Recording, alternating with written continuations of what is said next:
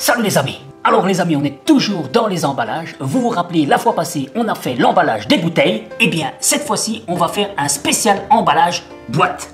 Et pour cette spéciale boîte, je vais vous montrer 3 techniques selon votre personnalité. Vous choisissez celle que vous voulez. Et si tu n'as pas d'idée cadeau, ben moi je te propose par exemple de faire un petit kit cuisine vaisselle, tu vois, avec des tawashi, hein, où tu pourras trouver une petite vidéo là dans le coin, ce sera inscrit là. Faire ton liquide savon vaisselle ou savon main toi-même, il y aura peut-être une petite vidéo qui se fera, que je mettrai là aussi. Et alors, ça c'est ce qui me reste, mais c'est du savon de Marseille, tu vois, le pur savon de Marseille, avec au moins 70% d'huile d'olive. Et tu peux faire un petit kit comme ça, que tu mets dans la boîte, une boîte de récup. Tu peux mettre maintenant une petite décoration dans la boîte, hop, tu mets tout ça, voilà. Et après tu l'emballes. Bon allez, maintenant je vais te montrer les techniques pour emballer, ça va? Voilà, pour la première technique, c'est la plus simple, mais la moins jolie, on ne peut pas tout avoir. Alors tu mets ton furoshiki en losange, tu prends les 2 extrémités, ici. Tu fais un, hop, ok. Tu fais d'autres nœuds. Ici, comme ça. Voilà, il est bien serré, toutes les parties sont bien cachées. Avec le premier nœud, tu repasses au-dessus.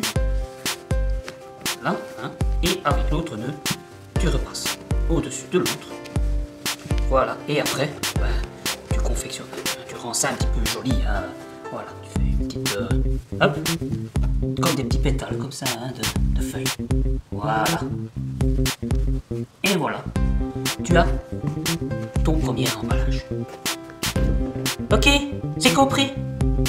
Allez, je vous montre la deuxième technique.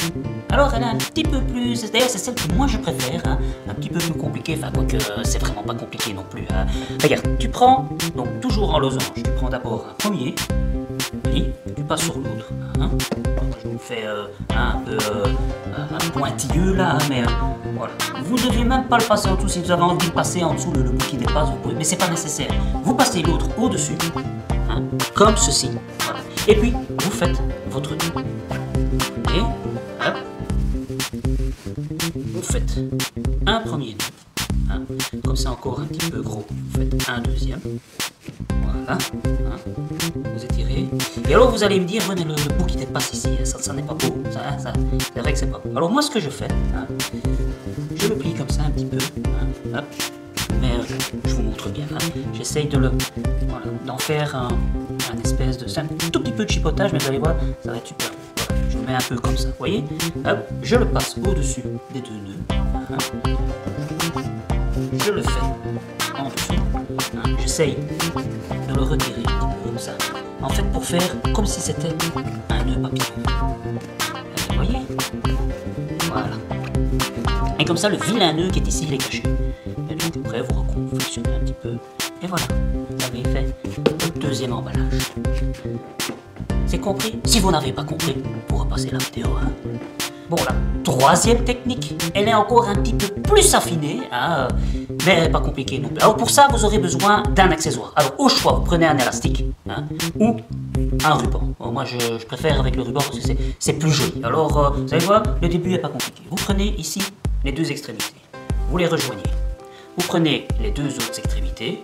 Vous prenez ensemble. Hop. Voilà. Vous avez pris toutes les extrémités. Ok, jusque là. Vous prenez le nœud, là, vous faites un nœud comme vous le sentez, voilà, hop.